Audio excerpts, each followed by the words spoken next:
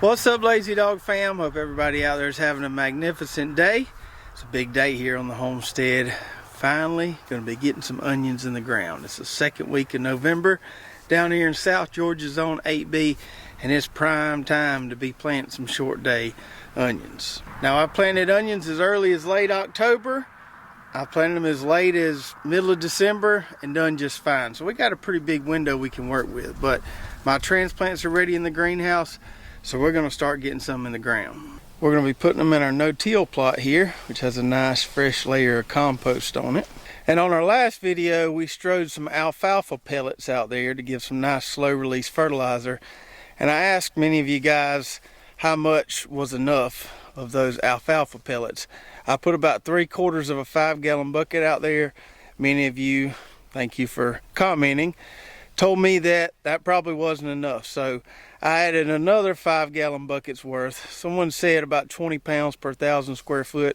So I put at least 20 pounds down here. We'll see if it's enough in the long run, but it felt like a lot.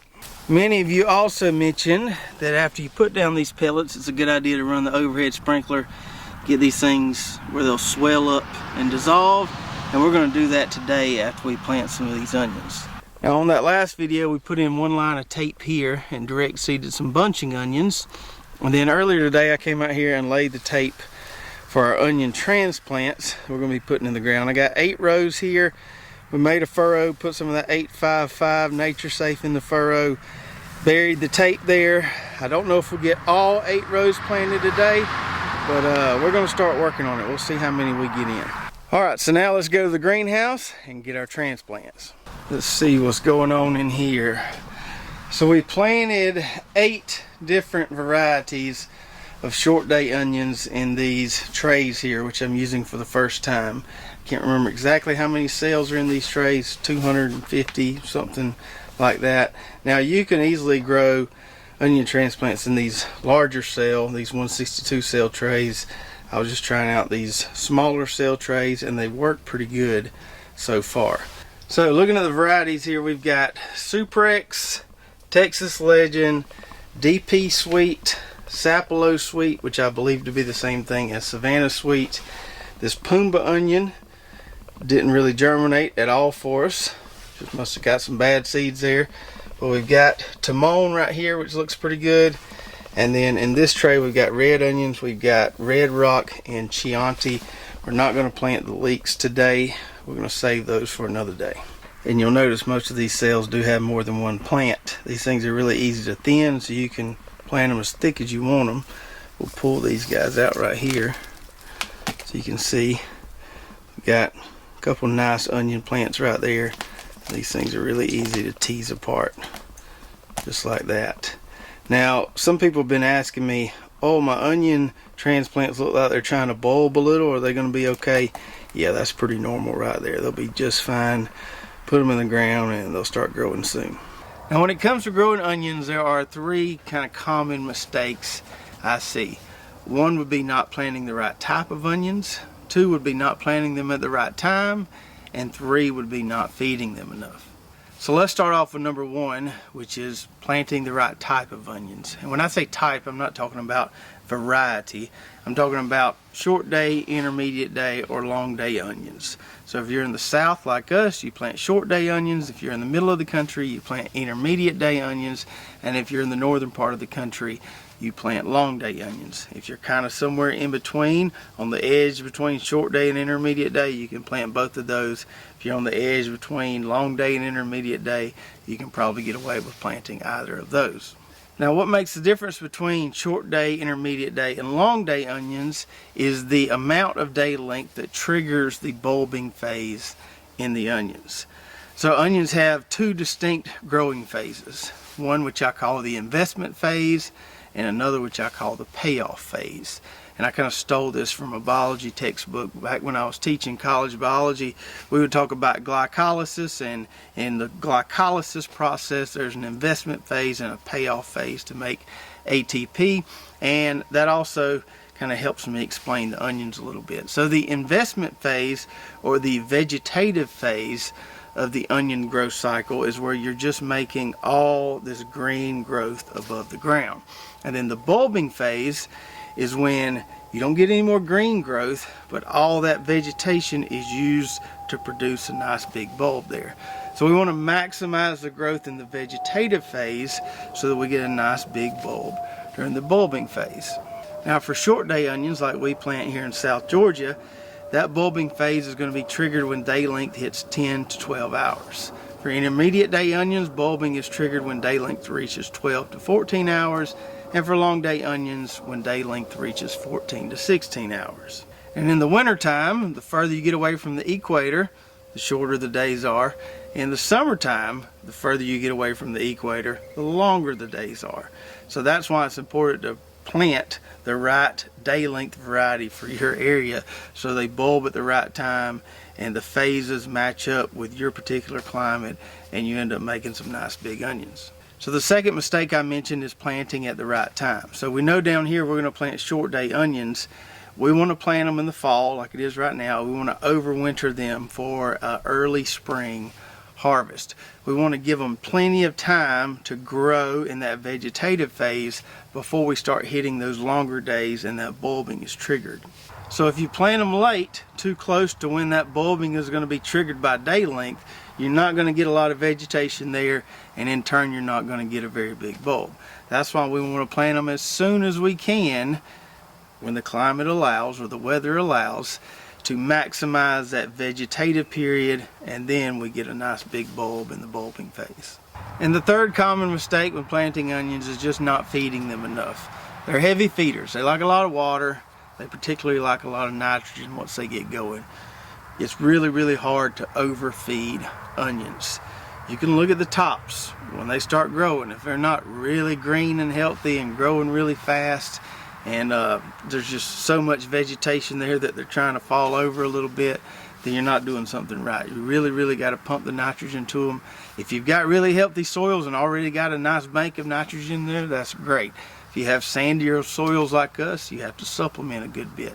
Either way, make sure they've got plenty of water and plenty of nitrogen. Alright, so now that we've covered those kind of general onion growing guidelines, let's go back out to the plot and start sticking some of these puppies in the ground. Now for many years I planted onions on double rows. So a row here, drip tape in the middle, and a row here. You can stack them in there pretty tight. So if conservation of space is a priority for you, go for it. Stack them in there thick. Since I'm not growing onions to sell anymore, and we're doing more of these kind of trial type grow outs where we're comparing all these different varieties, I'm not planting double rows anymore. I'm just planting single rows, give them plenty of space, and it makes it easier for me to come out here and really compare one variety to the other. So we're just going to plant right on top of this tape right here, a single row of each variety.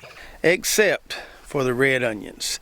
Last year we started pickling our red onions and really liked those. We ran out of them pretty quick. I didn't have as many red onions as I would like to have had, and all that we pickled got ate up pretty fast. So I'm going to plant a lot more red onions this year, and whichever of these two red varieties I have more good looking transplants of, I'm going to plant an extra row of red onions, so we'll have 3 rows of red onions total. That way we can pickle plenty of those. And in addition to comparing all these different varieties, there's one little experiment I want to try that has to do with cutting the tops or trimming the tops on these babies before we plant them. So we've had several viewers ask us about this, trimming the tops on the onions before you plant them. If you buy onion plants, the tops are already trimmed. Now from what I understand, or from what I've been told, the reason the onion plant shippers do that is just because it's easier to get them in the box. It's for shipping purposes. Who knows if there's actual advantage to it? We're going to see. So one of the rows of red onions, I'm going to trim the tops on. The rest of the onions we plant, I'm going to leave them just like they are, and we'll see if that makes a difference or not. So we're going to start out with these Chianti red onions here. I think that may be the variety I do this topping experiment with. So to get these out, I just kind of grab a bunch of them at a time. They usually pull out of here pretty easy. There we go. You can see there we got some nice looking root system on those guys. And what I'm going to do here, I'm just going to take my scissors.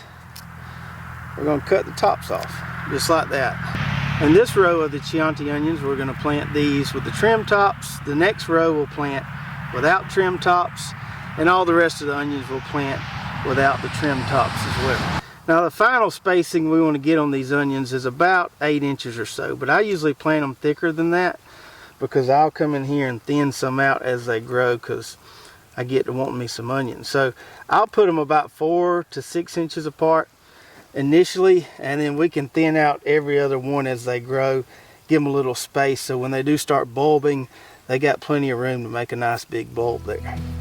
Maybe I'm no different than the ones who are running all of this.